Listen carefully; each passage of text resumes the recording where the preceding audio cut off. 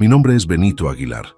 Tengo 71 años, y el día que mi hijo Ricardo me quitó todo lo que tenía para impresionar a su suegra, jamás imaginó que la vida le devolvería el golpe de la manera más inesperada posible. Porque resulta que cuando uno siembra traición y egoísmo, tarde o temprano cosecha exactamente lo que plantó. Y Ricardo estaba a punto de descubrir que el destino tiene una memoria muy larga y una justicia muy particular. Imagínate la situación. Después de trabajar 45 años como soldador para construir un patrimonio modesto pero sólido, mi propio hijo llega a mi casa con papeles legales y me informa que ya no soy dueño de nada, que mi casa, mis ahorros, mis herramientas, todo había sido transferido a su nombre porque yo ya no estaba en condiciones de manejar mis propios bienes. «Papá», me dice con esa sonrisa falsa que había perfeccionado, «es por tu bien. Doña Mercedes dice que a tu edad es normal que necesites supervisión. Ella tiene mucha experiencia con personas mayores». Doña Mercedes, la suegra millonaria que se había convertido en la nueva autoridad familiar. La mujer que había decidido que yo era un estorbo que había que controlar. Pero lo que Ricardo no sabía es que durante mis 71 años había aprendido a reconocer a los manipuladores, y lo que estaba por descubrir era que robarle a tu propio padre para quedar bien con tu suegra puede costarte mucho más de lo que jamás imaginaste. Seguí esta historia hasta el final, y contame desde qué ciudad me estás acompañando, porque lo que pasó después va a enseñarte que en la vida nada queda sin pagar. Para que entiendas cómo llegamos a esta situación, tengo que contarte quién era doña Mercedes y cómo se las arregló para convertir a mi hijo en su marioneta personal. Porque esta historia no empezó con los papeles legales. Empezó mucho antes, cuando Ricardo se casó con Esperanza hace 8 años. Esperanza era una buena chica cuando la conocí. Trabajaba como enfermera en el hospital público. Venía de una familia humilde del interior y parecía genuinamente enamorada de Ricardo. Durante los primeros años de matrimonio, las cosas fueron normales. Venían a visitarme los domingos, celebrábamos las fiestas juntos, yo ayudaba con los gastos cuando podían y compartíamos una relación familiar tranquila. Mi hijo trabajaba como técnico electromecánico en una fábrica. Ganaba bien pero sin lujos. Vivían en un departamento alquilado en un barrio de clase media. Eran una pareja joven normal, con proyectos y sueños como cualquier matrimonio. Todo cambió cuando murió don Emilio, el padre de Esperanza, hace 3 años. Don Emilio había sido un comerciante exitoso que había construido una cadena de ferreterías en 5 ciudades de la provincia durante 30 años. Era un hombre trabajador que había empezado vendiendo clavos sueltos en un local pequeño y había terminado con 5 sucursales importantes. Cuando murió de un infarto a los 68 años, le dejó todo a su esposa Mercedes. Y de repente, mi nuera pasó de ser una enfermera de clase media a ser la heredera de una fortuna considerable que incluía propiedades comerciales, terrenos urbanos, inversiones en el sector inmobiliario y una cuenta bancaria que tenía más ceros de los que yo había visto en mi vida. Mercedes era una mujer de 65 años, acostumbrada a controlar todo y a todos durante los años que había ayudado a su marido con los negocios. Había manejado la contabilidad, supervisado empleados, negociado con proveedores. Después de quedarse viuda, decidió que también iba a manejar la vida de su hija y su yerno con la misma eficiencia empresarial. La primera señal de que algo había cambiado fue cuando Ricardo y Esperanza se mudaron a una casa nueva apenas 3 meses después del funeral de don Emilio. Una casa enorme en el barrio más exclusivo de la ciudad, con jardín, pileta, garage para 3 autos y un valor que era equivalente a lo que yo había ganado en toda mi vida trabajando. La casa había sido regalo de bodas tardío de doña Mercedes, según me explicó Ricardo cuando me la mostró con una mezcla de orgullo y nerviosismo. «Papá», me dijo Ricardo cuando me mostró la propiedad, doña Mercedes insistió en que viviéramos cerca de ella. Dice que necesita tener a la familia cerca ahora que está sola y que esta casa estaba vacía sin sentido. Cerca de ella significaba a exactamente 2 cuadras de su mansión de estilo francés que ocupaba media manzana en el sector más costoso de la ciudad. Y significaba también que Mercedes podía controlar cada movimiento de la joven pareja desde su ventana del segundo piso. Al principio, Ricardo estaba encantado con su nueva vida. Auto último modelo importado, casa que parecía salida de una revista, vacaciones en destinos internacionales, ropa de marca, restaurantes caros, todo financiado por su suegra aparentemente generosa. No veía el precio que estaba pagando por esa generosidad, o tal vez no quería verlo. El precio era su independencia, su criterio, su capacidad de tomar decisiones propias y, eventualmente, su relación conmigo y con cualquiera que no formara parte del círculo de aprobación de Mercedes. Mercedes tenía una filosofía muy clara sobre la familia que había desarrollado durante sus años manejando empleados. Ella era la matriarca indiscutible y todos los demás eran subordinados que debían seguir sus reglas sin cuestionar. Tenía opiniones categóricas sobre todo: cómo Ricardo debía vestirse para estar a la altura de su nueva posición, qué trabajo debía tener para ser digno de esperanza, cuántos hijos debía tener y cuándo, dónde debían vacacionar para mantener el nivel. Y, por supuesto, cómo debía tratar a su padre para evitar problemas futuros. Ricardo, le decía Mercedes durante las cenas familiares que organizaba 3 veces por semana en su mansión, tu papá ya está muy mayor. ¿No te parece que necesita más cuidados?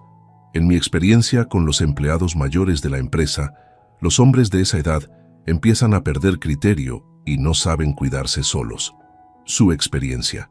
Mercedes hablaba como si fuera geriatra especializada, cuando en realidad era una viuda rica que había contratado enfermeras privadas las 24 horas para cuidar a su marido durante sus últimos 2 años de vida, y que por lo tanto se consideraba experta en el manejo de personas mayores. Pero Ricardo la escuchaba como si fuera la voz de la sabiduría médica y empresarial combinada.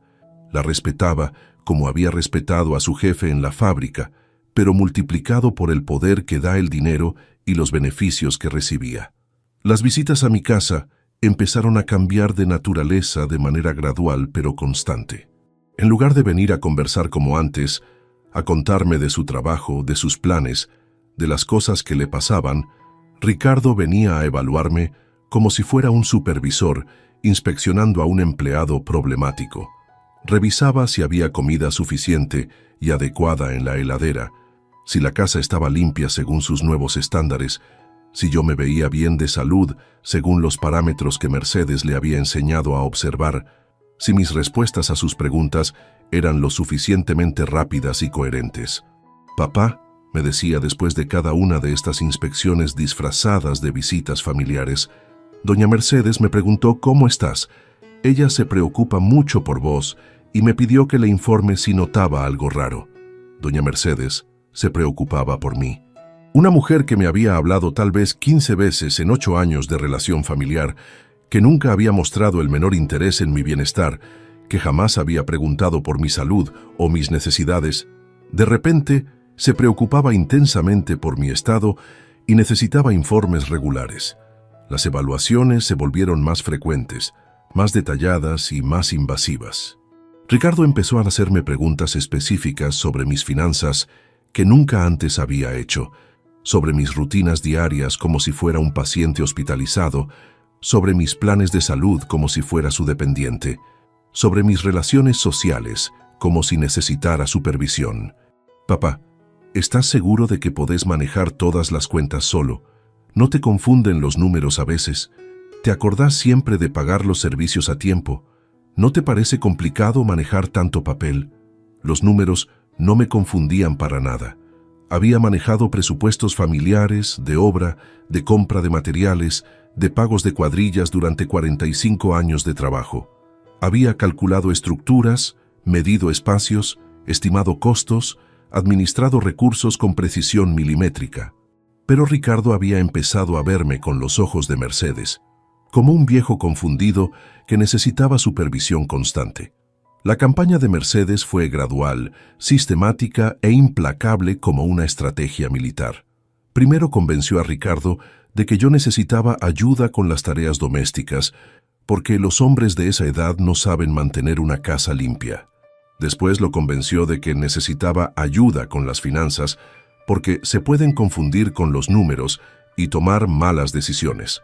Finalmente lo convenció de que necesitaba protección legal contra posibles estafas, porque los viejos son blancos fáciles para los delincuentes. Los viejos son muy vulnerables, le repetía Mercedes a Ricardo durante sus reuniones estratégicas familiares.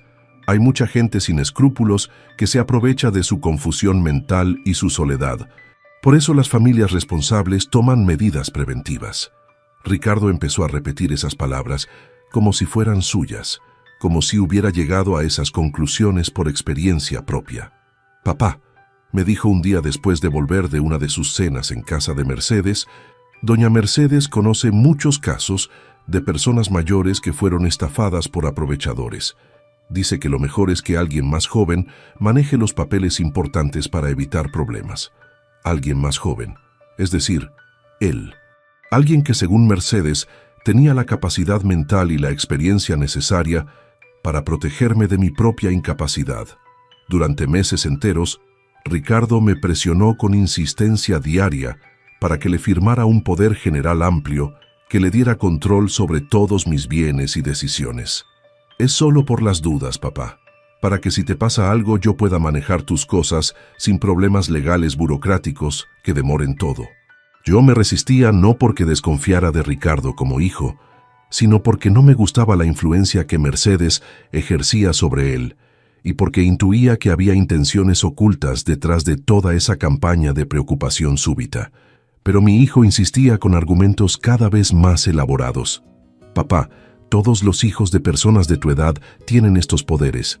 Es lo normal en familias organizadas, es lo responsable, es lo que hace la gente que realmente se preocupa por sus padres mayores. Lo responsable. Como si no firmar papeles legales fuera un acto de irresponsabilidad y descuido de mi parte hacia mi propia familia. También empezó a traer ejemplos concretos de otras familias donde los hijos manejaban los bienes de los padres mayores. El señor Gutiérrez de tu cuadra le dio el poder a su hijo y ahora está mucho más tranquilo. La señora Morales, que vivía cerca del mercado, hizo lo mismo y sus hijos le organizaron todo bárbaro. Ejemplos que me enteré después habían sido cuidadosamente seleccionados y probablemente exagerados por Mercedes para construir un argumento convincente. Finalmente, presionado por las constantes insistencias de Ricardo, cansado de las discusiones diarias que se habían vuelto agotadoras y creyendo ingenuamente que era un papel que se quedaría guardado en un cajón como medida de precaución y que nunca se usaría realmente, firmé el poder general. Me equivoqué completamente. Había subestimado tanto la ambición de Mercedes como la debilidad de carácter de mi hijo. 2 semanas después de firmar el poder, Ricardo apareció en mi casa un sábado por la mañana con una sonrisa triunfal que me dio escalofríos y una carpeta gruesa llena de documentos legales y financieros. «Papá», me dijo sentándose en mi mesa de cocina como si fuera el dueño de casa, «tengo excelentes noticias para vos. Doña Mercedes encontró una oportunidad de inversión excepcional para tu dinero». «¿Qué tipo de inversión?», le pregunté con una sensación creciente de alarma. «Va a poner toda tu plata en un fondo de inversión internacional que ella maneja personalmente a través de sus contactos empresariales. Dice que en 2 años podés duplicar o hasta triplicar tus ahorros sin ningún riesgo. Toda mi plata». Ricardo había usado el poder que le había dado para mover todos mis ahorros de 45 años de trabajo sin consultarme, sin explicarme los detalles, sin darme opciones. «¿Y si no quiero invertir?», le pregunté tratando de mantener la calma. «Papá, ya está hecho. Doña Mercedes dice que era urgente porque estas oportunidades no esperan y que además es la mejor decisión posible para tu futuro económico y tu tranquilidad». Ya estaba hecho. Mi hijo había dispuesto de mis ahorros de toda la vida, del dinero que había ganado soldando estructuras bajo el sol y la lluvia durante décadas, sin pedirme permiso, sin explicarme los riesgos, sin darme tiempo para pensarlo. Pero eso era solo el comienzo de lo que resultó ser un plan mucho más amplio y elaborado. Durante las semanas siguientes, Ricardo siguió usando el poder legal que le había otorgado para tomar decisiones fundamentales sobre mi vida sin consultarme. Canceló mi cuenta corriente del banco donde había operado durante 20 años, y abrió una nueva donde él era el único autorizado para mover fondos. Cambió la titularidad de mi casa del centro de la ciudad para que fuera de él por razones impositivas. Vendió mis herramientas de trabajo especializadas porque ya no las necesitaba y ocupaban espacio innecesariamente. Todo con la misma justificación repetida como mantra. Doña Mercedes había sugerido que era lo mejor para mí, según su experiencia, manejando patrimonios familiares. «Papá», me explicaba Ricardo cada vez que yo protestaba por alguna de estas decisiones unilaterales, «Doña Mercedes tiene mucha experiencia manejando patrimonios complejos. Ella sabe cómo proteger la plata de la gente mayor contra la inflación, contra los bancos que cobran comisiones excesivas, contra las malas decisiones que se toman por falta de información. Proteger mi plata quitándomela completamente».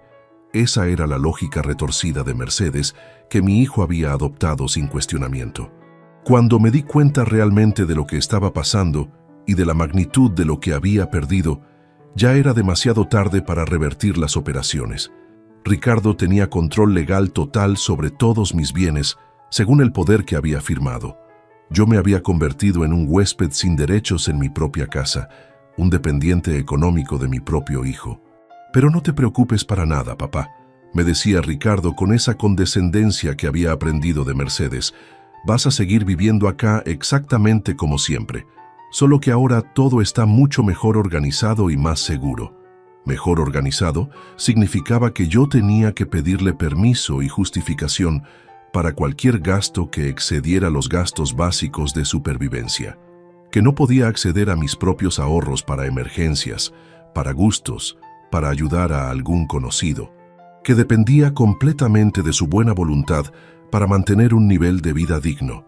Y la buena voluntad de Ricardo dependía completamente de mantener contenta a doña Mercedes, quien había dejado muy claro que mi bienestar estaba condicionado a mi comportamiento cooperativo. Un día, aproximadamente un mes después de que Ricardo hubiera completado la transferencia de todos mis bienes, Mercedes vino a visitarme personalmente. Era la primera vez en años que entraba a mi casa, y lo hizo con la actitud de una inspectora, evaluando las condiciones de un empleado. «Benito», me dijo con esa sonrisa condescendiente que usaba con todos los subordinados en su mundo, «espero que entiendas que todo lo que hicimos fue exclusivamente por tu bien y tu tranquilidad». «¿Mi bien?», le pregunté manteniendo un tono respetuoso pero firme. «Por supuesto, a tu edad, es extremadamente peligroso manejar dinero sin supervisión. Podés ser víctima de estafas telefónicas, podés tomar decisiones impulsivas equivocadas, podés ser influenciado por gente sin escrúpulos. Ricardo y yo nos vamos a encargar de que estés completamente protegido de todos esos riesgos». Protegido, como si fuera un menor de edad incapaz que necesitaba tutores para las decisiones básicas de la vida. Además, siguió Mercedes con tono profesorial, «ahora Ricardo va a poder invertir tu dinero de manera realmente inteligente y profesional. Vas a tener mucho más de lo que tenías antes, y además vas a tener la tranquilidad de saber que está en manos expertas». «¿Y si no quiero tener más dinero?», le pregunté. «¿Y si prefiero manejar yo mismo lo poco que es mío, aunque cometa errores?». Mercedes me miró como si hubiera dicho algo completamente absurdo e irracional. «Benito, no seas terco innecesariamente. Los hombres de tu edad necesitan orientación especializada en estos temas. Yo tengo décadas de experiencia manejando fortunas importantes. Confía en nosotros y vas a ver los resultados. Confía en nosotros, en la mujer que había manipulado a mi hijo para que me quitara todo lo que tenía sin mi consentimiento». Esa noche, después de que Mercedes se fuera con la satisfacción de haber establecido claramente las nuevas reglas, me quedé despierto durante horas pensando en mi situación. A los 71 años me había quedado sin casa propia, sin ahorros disponibles, sin independencia económica, sin herramientas de trabajo, todo por haber confiado ciegamente en mi hijo y haber subestimado las intenciones de una mujer que había visto en mí una oportunidad. Pero también me quedé pensando en Mercedes misma, en su arrogancia natural, en su necesidad compulsiva de controlar todo y a todos, en su creencia absoluta de que el dinero la hacía superior a los demás y le daba derecho a manejar vidas ajenas. Y se me ocurrió una idea que cambiaría todo. Durante los siguientes meses fingí resignación completa y aceptación de mi nueva situación. Dejé que Ricardo y Mercedes creyeran que habían ganado definitivamente y que yo había aceptado mi rol de adulto mayor supervisado sin más resistencia. Pero mientras tanto, empecé a observar sistemáticamente, a escuchar atentamente cada conversación, a recopilar información detallada sobre las actividades y comentarios de Mercedes. Mercedes tenía un defecto muy grande que resultó ser mi ventaja. Le gustaba presumir constantemente de sus logros y conocimientos. Le encantaba contar en detalle cómo manejaba sus negocios, cómo controlaba eficientemente a su familia, cómo había logrado que Ricardo me quitara todo sin que yo pudiera hacer nada para impedirlo. Es simplemente cuestión de saber manejar psicológicamente a las personas, les decía a sus amigas cuando venían a tomar el té a su mansión en reuniones que yo podía escuchar desde el jardín. Ricardo es un buen muchacho, pero necesitaba orientación clara sobre cómo tratar correctamente con su padre sin sentimentalismos contraproducentes. Orientación. Mercedes hablaba de manipular a mi hijo como si fuera una estrategia empresarial perfectamente legítima. También le gustaba presumir detalladamente sobre sus inversiones, sobre los fondos que manejaba, los negocios en los que participaba, las oportunidades que aprovechaba con la información privilegiada que tenía por sus contactos comerciales. Yo nunca pongo mi dinero en cualquier lado sin investigar exhaustivamente, decía con tono de experta. Siempre analizo todos los riesgos antes de invertir. Por eso tengo tanto éxito financiero y puedo permitirme ayudar a familias como la de Ricardo. Tanto éxito. Mercedes hablaba como si hubiera construido su fortuna desde cero con su inteligencia empresarial, cuando en realidad la había heredado completamente de su marido, que había trabajado 30 años para construirla. Pero lo más interesante y revelador era escuchar cómo hablaba específicamente sobre el dinero que habían tomado de mí y de otras familias en situaciones similares. La plata del padre de Ricardo la puse en un fondo de altísimo rendimiento muy seguro. Les contaba a sus amigas con tono de satisfacción. Va a duplicarse en muy poco tiempo. El viejo va a agradecernos profundamente cuando vea los resultados extraordinarios. El viejo. Así se refería a mí en sus conversaciones privadas. Durante esas conversaciones entre amigas, Mercedes mencionaba nombres específicos de fondos, empresas, inversiones particulares, contactos comerciales, información detallada que yo memorizaba cuidadosamente y anotaba después en un cuaderno que mantenía escondido. También mencionaba a otras personas mayores que habían sido ayudadas de manera similar por sus familias siguiendo sus valiosos consejos. Nombres de familias donde los hijos habían tomado control del patrimonio de los padres usando las mismas técnicas de persuasión. Es un servicio social que presto a la comunidad, decía Mercedes con orgullo evidente. Ayudo a las familias jóvenes a proteger responsablemente a sus padres mayores de sus propias decisiones potencialmente peligrosas. Un servicio social. Mercedes había convertido la manipulación familiar sistemática en algo que veía como una misión benéfica. Después de 6 meses de observación cuidadosa y recopilación de información, tenía suficientes datos específicos para actuar, pero necesitaba ayuda externa especializada para verificar mis sospechas.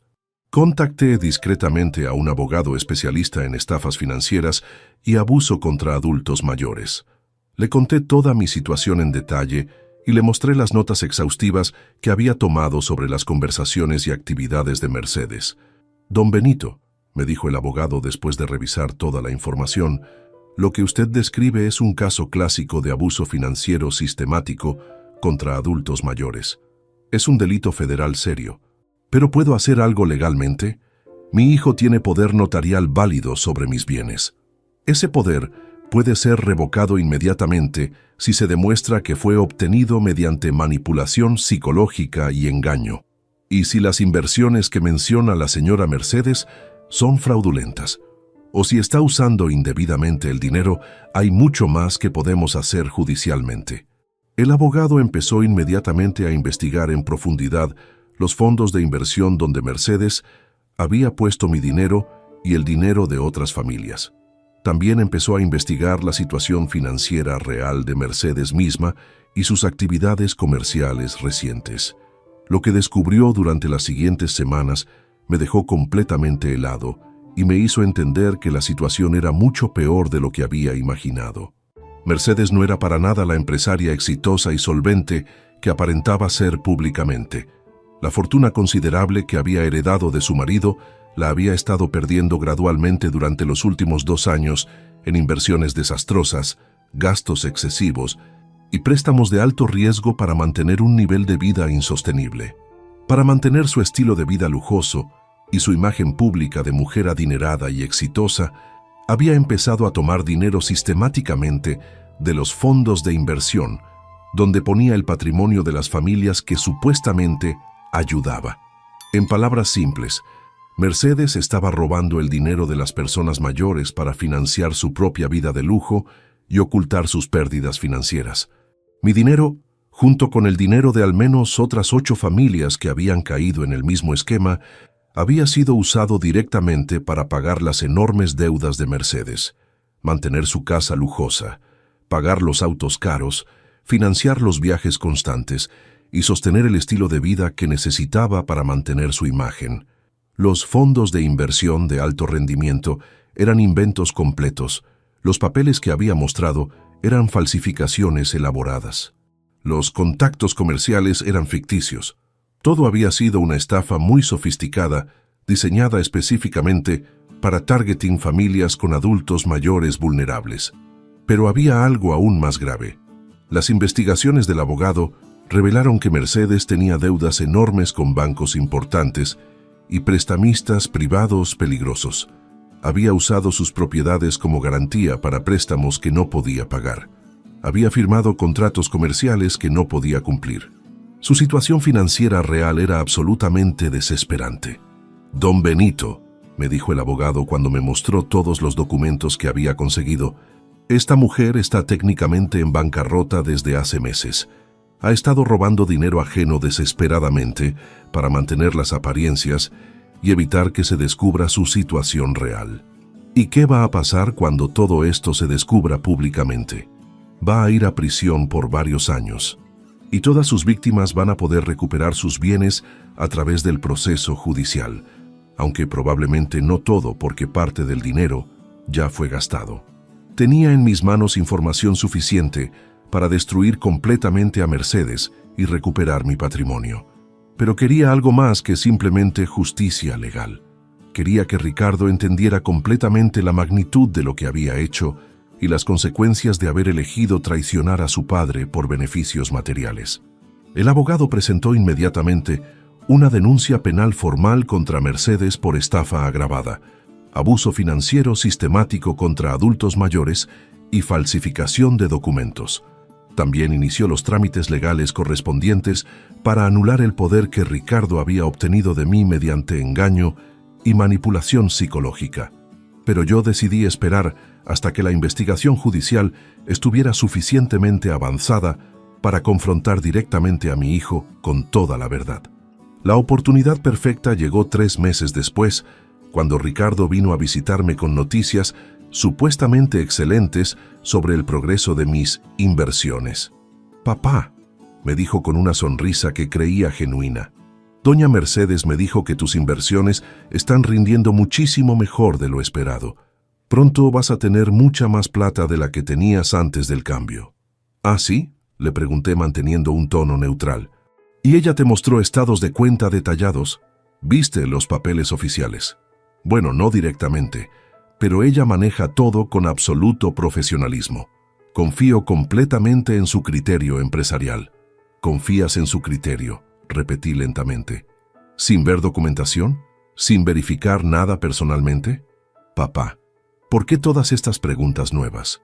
¿No confías en doña Mercedes después de todo lo que ha hecho por nosotros?» Era el momento perfecto.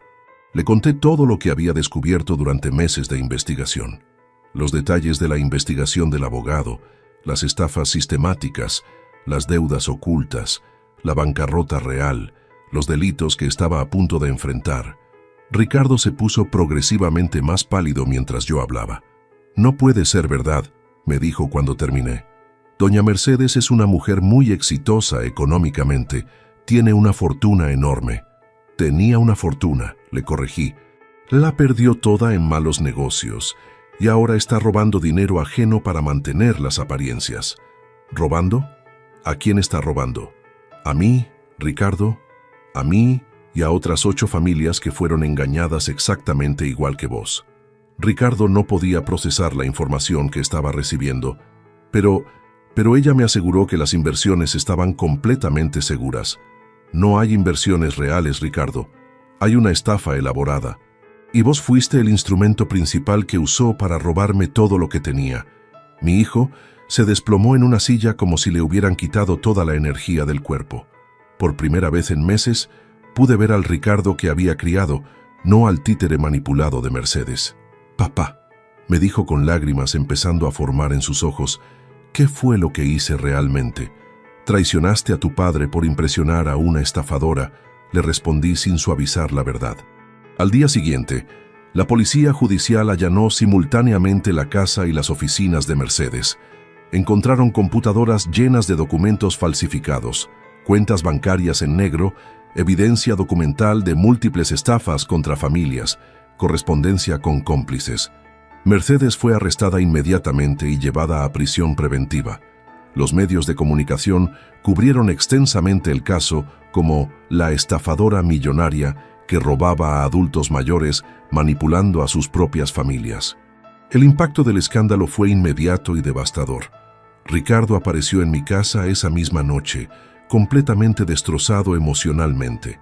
«Papá», me dijo, «perdón por todo. No tenía idea de que era una estafadora profesional. ¿Realmente no tenías idea? ¿O no quisiste investigar nada? ¿Qué querés decir?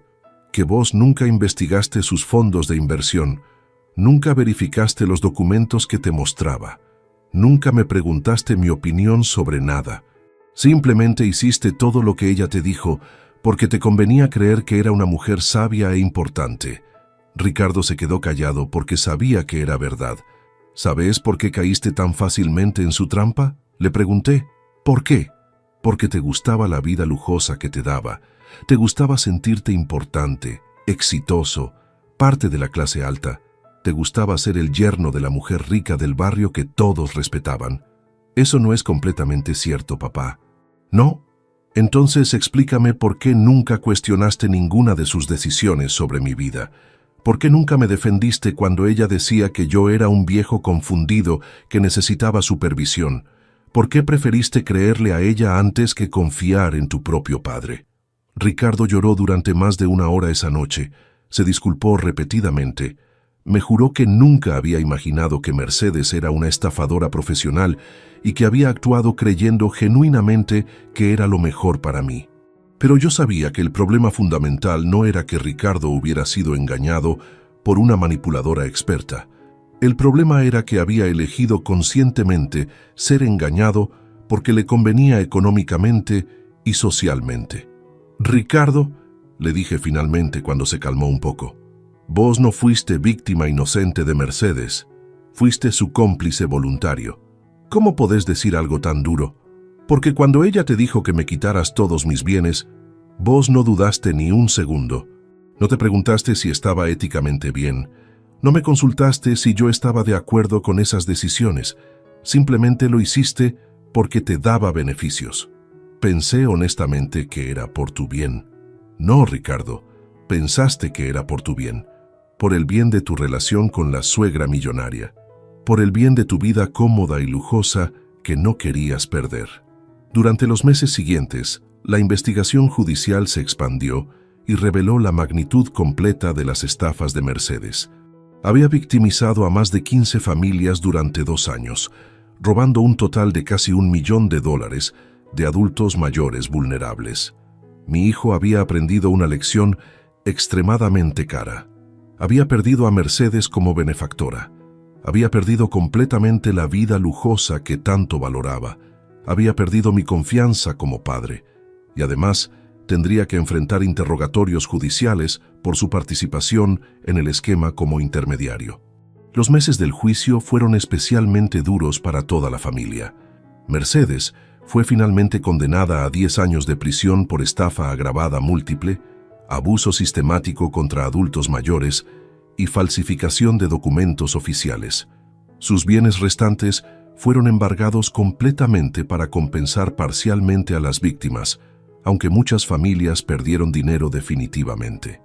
Ricardo tuvo que devolver inmediatamente todo lo que había tomado de mí.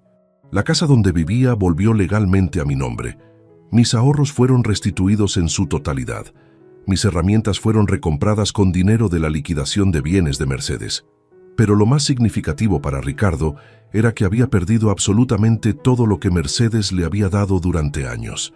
La casa lujosa del barrio exclusivo fue embargada por los bancos.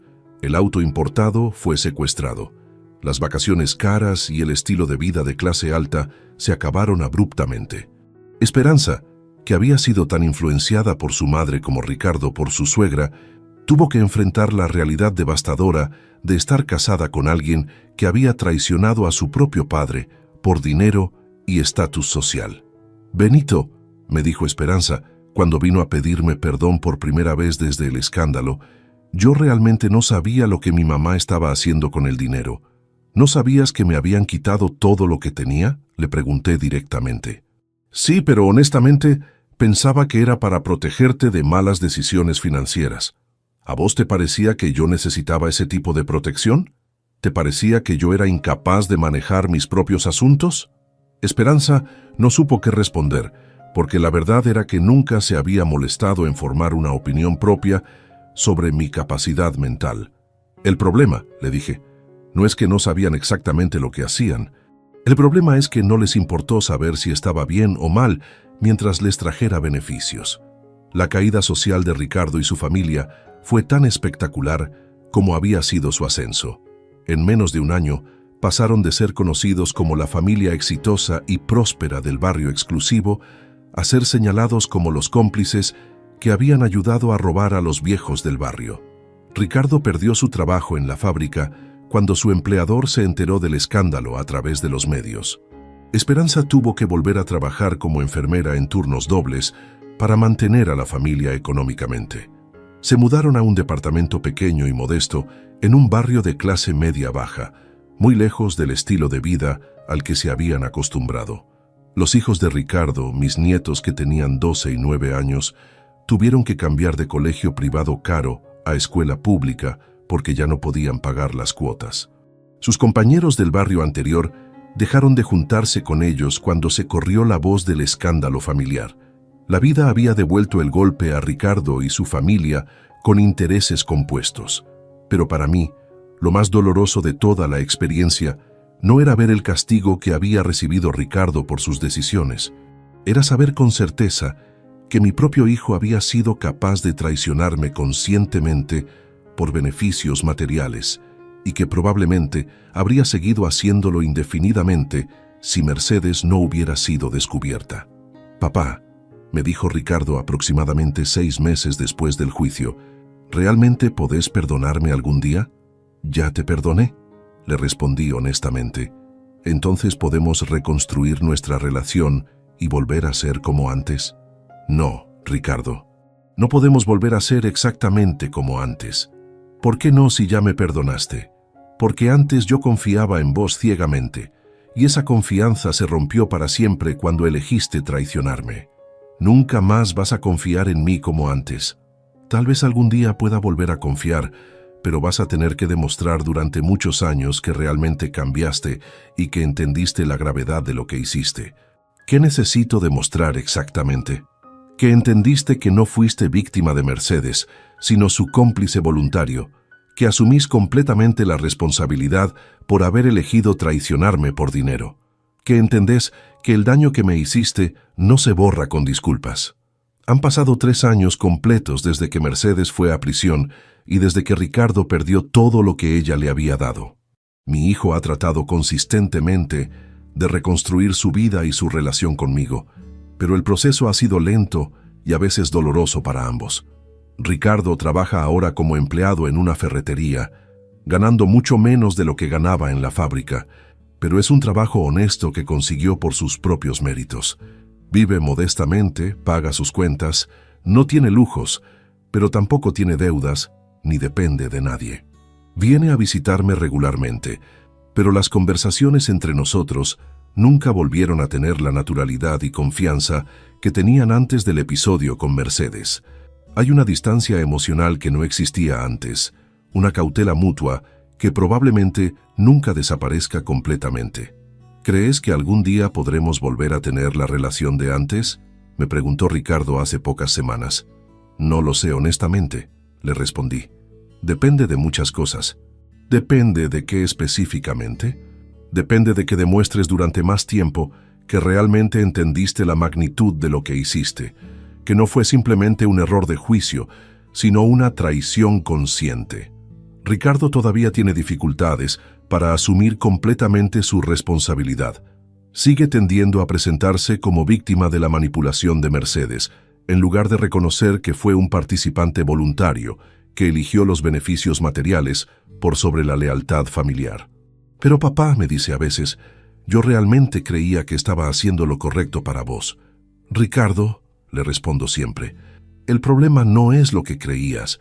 El problema es que nunca verificaste si era cierto, nunca investigaste, nunca me consultaste. Elegiste creer lo que te convenía creer. Hasta que Ricardo no asuma completamente esta realidad, va a ser muy difícil reconstruir una relación de confianza genuina entre nosotros.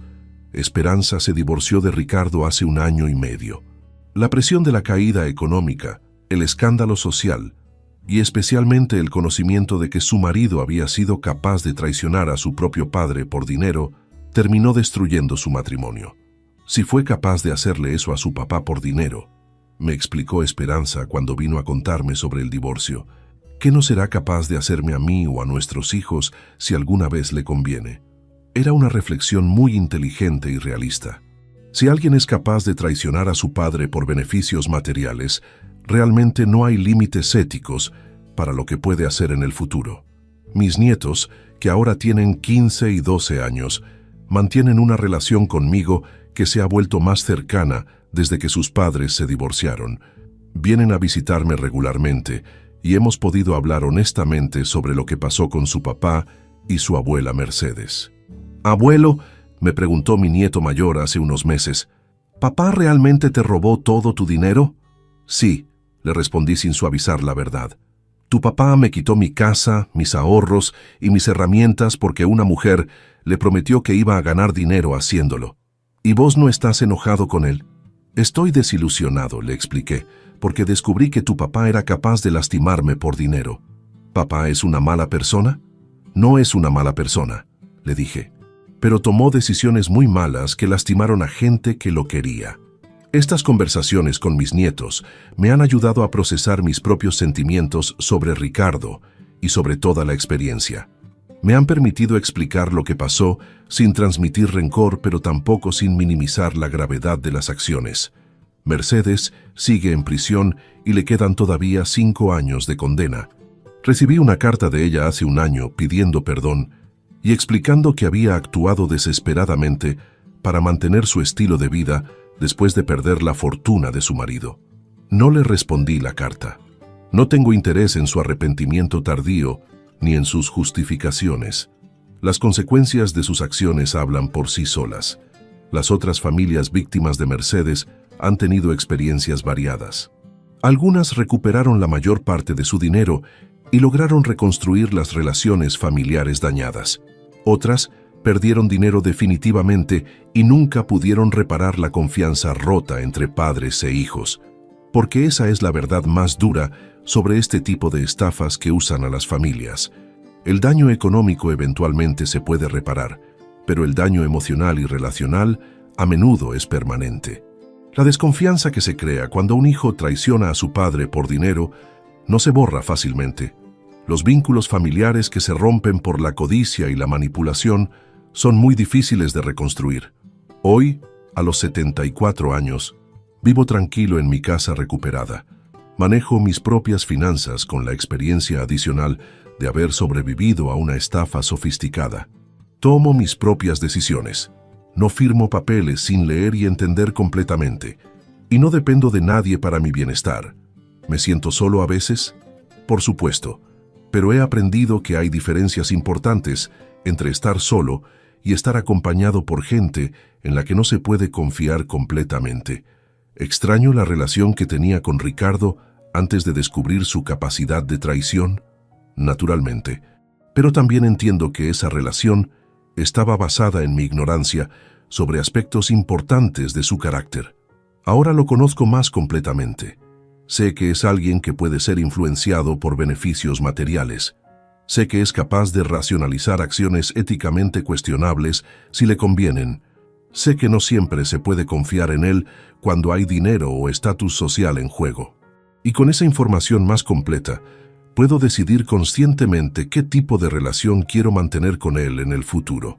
¿Le he dado completamente la espalda a Ricardo?